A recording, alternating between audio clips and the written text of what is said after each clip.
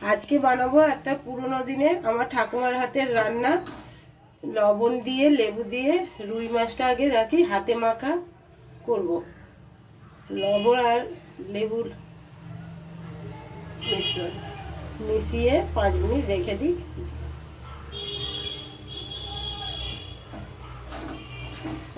এতে করে কাঁচা মাছটা আষ্টে গন্ধ হয়ে যাবে।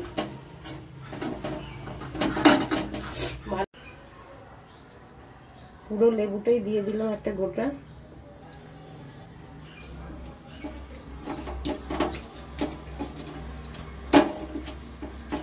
এই পেঁয়াজ বাটা, আদা রসুন কাঁচা লঙ্কা বাটা, কুচনো পেঁয়াজ,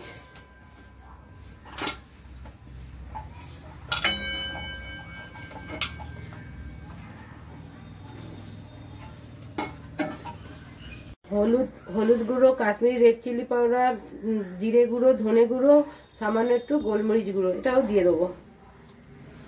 এবার লবণ দেবো, দিলাম।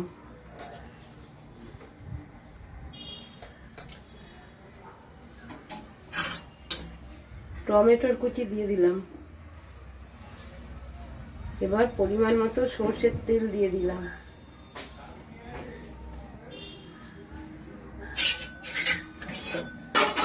এবার ভালো করে এগুলো আমি মাখিয়ে নেব। একটু মতন টক দই দিয়ে দিলাম।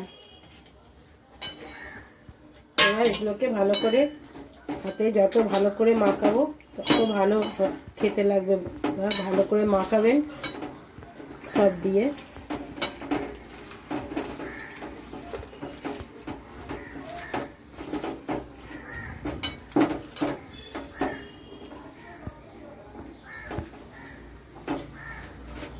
বসিয়ে দিলাম। এবার পরিমাণ মতন অল্প জল দিয়ে দেবো। পরিমাণ মতো জল দিয়ে দিলাম হালকা। এইভাবে সেদ্ধ হবে, উল্টে পাল্টে সেদ্ধ করে নেবো। ঢাকা দিয়ে সেদ্ধ করে নেব। কি সুন্দর গন্ধ বেরিয়েছে দেখুন বন্ধুরা। হ্যাঁ, গন্ধটা পুরো মাংসের মতো বেরিয়েছে। আর মাছটা আমি একবার ঢাকা খুলে উল্টে দিয়েছিলাম ভালো করে সেদ্ধ হওয়ার জন্য। 10 মিনিট পরে আবার দেখছি। এবার একটু সরষের তেল দিয়ে দেবো কাঁচা।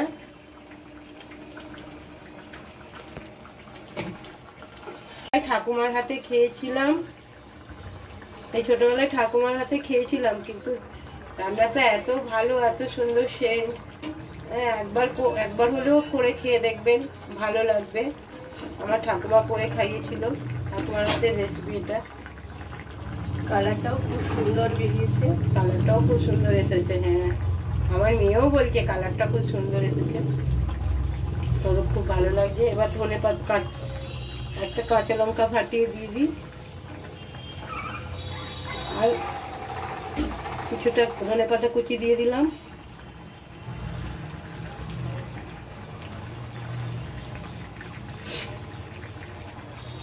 মাছটা ভালো মতো সেদ্ধ হয়ে গেছে। এবার নামিয়ে নেবো, হয়ে এসেছে। আমি আগে একবার উল্টে দিয়েছিলাম, আর একবার দিলাম। হালকা হাতে নাড়তে হবে, কেননা এটা তো কাঁচা মাছ, ভাজা নয় কাঁচা। রান্নাটা আমি গ্যাসটা অফ করে দিলাম। এবার নামিয়ে নেব। এইভাবে কাঁচা মাছের রেসিপিটা করে খেয়ে দেখবেন বন্ধুরা, খুবই ভালো লাগবে। ভাতের সাথে, রুটির সাথে, সবার সাথেই ভালো লাগবে। খাবেন, একবার হলেও বানিয়ে খেয়ে দেখবেন। যদি ভালো লাগে কমেন্ট করবেন, শেয়ার করবেন বেশি বেশি করে, আর আমাকে লাইক করে দেবেন।